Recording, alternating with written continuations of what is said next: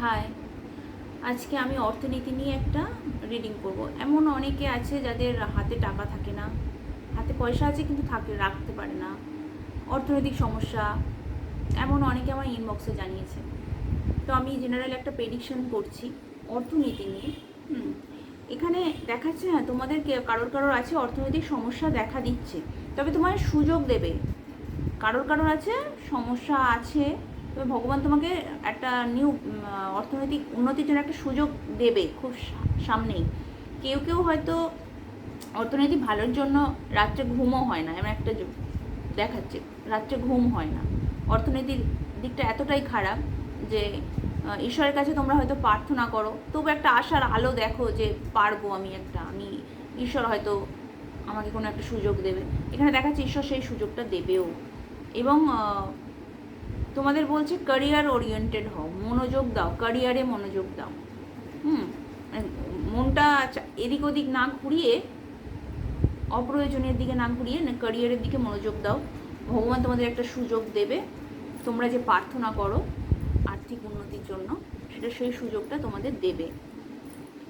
কেন তোমাদের এই সমস্যাটা হচ্ছে? তোমরা এমন কিছুতে খরচ করো, তুমি বা তোমরা, এখানে তো জেনারেল প্রেডিকশন, তুমি এমন কিছুতে খরচ করো যেগুলো তো খরচ করা উচিত না, অপ্রয়োজনীয় খরচ করো তোমরা। সেই জন্য তোমার খরচ করে মনটা খারাপও হয়, কিন্তু করো তোমরা। এখানে অর্থনৈতিক স্টেবল দেখাচ্ছে না। তোমাদের অর্থনৈতিক দিয়ে স্টেবল হতে গেলে তোমাদের সঠিক জায়গায় খরচ করতে হবে। যেটা তোমাদের প্রয়োজন, অতিরিক্ত প্রয়োজন যেটা, সেখানে তোমাকে খরচ করতে হবে। অপ্রয়োজনীয় খরচটা করা এড়িয়ে চলতে হবে। এখানে তোমরা খরচ করো এবং খরচ করে পরে আবার মনটা খারাপ হয়, কেন আমি খরচ করলাম, এটা তো আমার ঠিক হলো না, এরকম একটা ব্যাপার হয়। তোমার সঠিক জায়গায় খরচ করো। তোমাদের তোমাদের সেই রকমভাবে ম্যাচিউরিটি আনতে হবে যে আমি এই জায়গাটা আমাদের খরচটা করলে কি আমার ভালো হচ্ছে, নাকি আমার সাময়িক সুখ দিচ্ছে, এরকম একটা ভাবতে হবে। এবং তোমাদের ইতিবাচক যদি বলি, তোমাদের খরচের দিকটা ইউনিভার্স বলছে যে পয়সাটাকে, মানে অর্থনৈতিক দিকটাকে সঠিকভাবে ধরে রাখো পারিবারিকভাবে। মানে কোনো এখানে ওখানে না করে, খরচ না করে, এটা কোনো একটা সংস্থার মাধ্যমে যেখানে ওখানে আটকে রাখা যায়, অর্থটা আটকে রাখা যায়। ব্যাংক, পোস্ট অফিস, এখন অনেক তো কিছু, সেখানে আটকাতে বলছে, এখানে অর্থটা আটকাতে বলছে।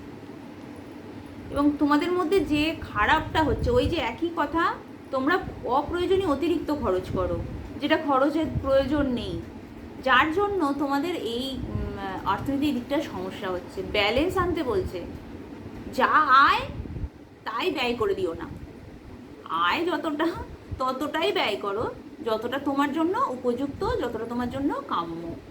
তুমি যদি এইভাবে অপচয় করতে থাকো, ব্যালেন্সটা তো হারিয়ে যাবে।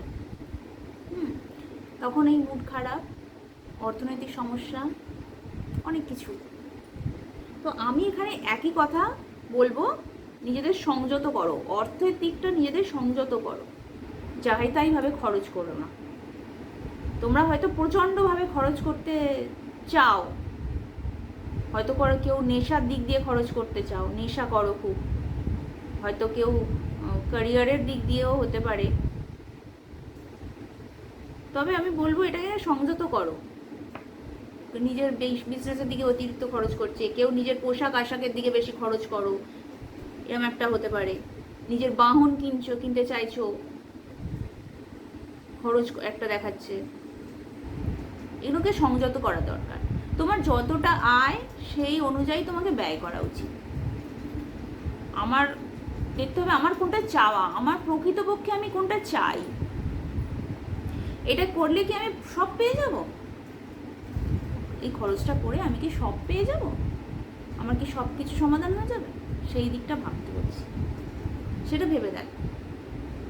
তোমার যদি ওই খরচটা করে সব পাওয়া যায়, তোমার সব চাহিদা মিটে যায়, তাহলে করো।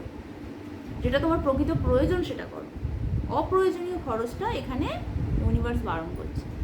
এবং আমারও বক্তব্য, অপ্রয়োজনীয় খরচটা হওয়া থেকে সংযত হও।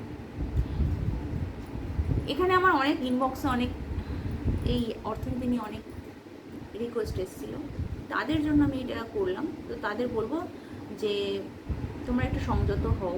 এটা জেনারেল প্রেডিকশন করলাম, এটা যেহেতু অনেকের এনার্জি এসেছে, তো অনেকের এনার্জি নিয়ে করা। তবে আমার এখানে মনে হয় তোমরা অতিরিক্ত খরচ করে ফেলো, যা আয় তার থেকে ব্যয় কম, তাই এবং ঈশ্বর তোমাকে সুযোগ দেবেও, একটা নতুন অর্থনৈতিক উন্নতির জন্য একটা সুযোগ দেবেও, এবং স্ট্যাবিলিটি আছে তাতে, আর্থিক দিক দিয়ে উন্নতি হবে। ঠিক আছে, ভালো থেকো সবাই।